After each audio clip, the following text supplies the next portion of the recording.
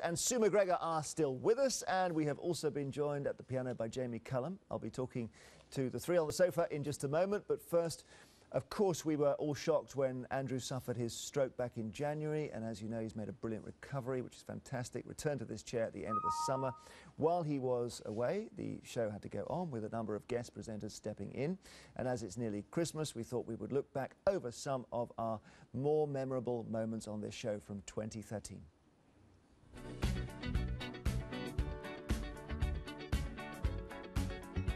If I was coming on your programme and saying to you, look, I'll promise now to reverse this cut, that cut and the other cut, we would welcome it. Well, no, you wouldn't. You'd be saying, well, there's lots of policy. And you could contemplate working with Ed Miliband? Well, the attitude of working together in the national interest is the attitude I've always had and will always have in the future. So I'll take that as a yes. Do you advise Ed Miliband? Does he talk to you about these things? You know, when you've gone through all this and you've sat in the seat, both as leader of the opposition and Prime Minister, you know how damn difficult both jobs are. Like many politicians, you want to be Prime Minister. Why don't you just say the words? Permission to obfuscate. Oh, please. The words will not cross your lips. Why not? Because it's not going to happen. Do you want to be Prime Minister? Say it.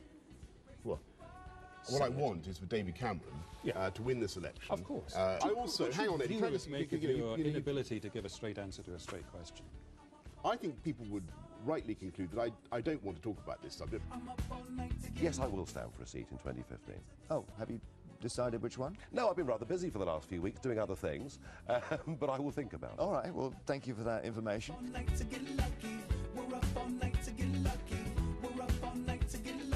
What is it like working with her? She's so incredibly brilliant that she sort of seems to lift everybody around her. I'm absolutely besotted. Really? Speaking of red dresses... Absolutely. There you go, in your honour. Oh, I hadn't even thought of that. Would you take a little turn for us here, please? No. I know, Beyonce, you've described yourself as a modern feminist. Is this modern feminism in action? We've already started changing lives. It makes me incredibly proud.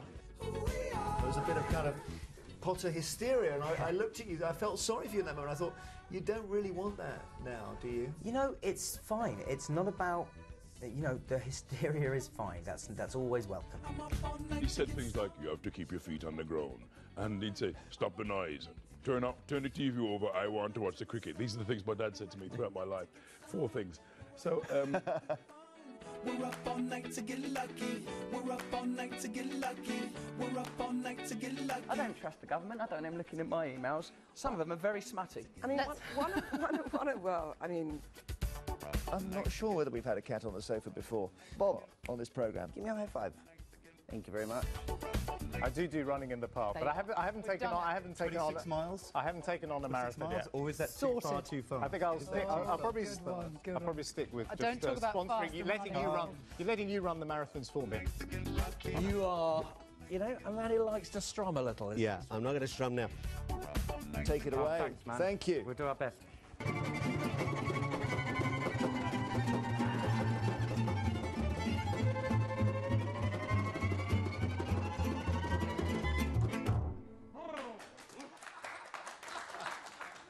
Well, so much to choose from there. David Davis, what do you think was the political shock of 2013? Well, it wasn't on there, but the decision of the House of Commons not to go to war with Syria.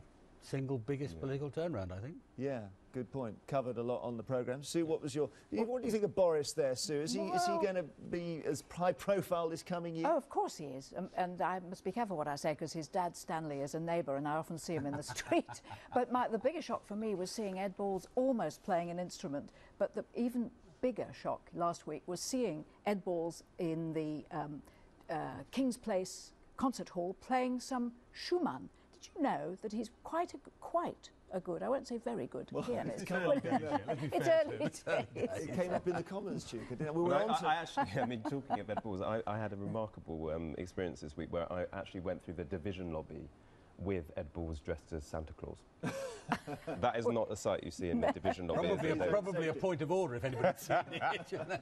So your moment of the year, politically? I think actually in many respects, and I don't just say that because Madiba's funeral is ongoing right now, but I think so many of the world leaders are British politicians. One of the things I observed about him was it wasn't just what he stood for, and what he did, but it was the way he did politics, and he was a politician above all else.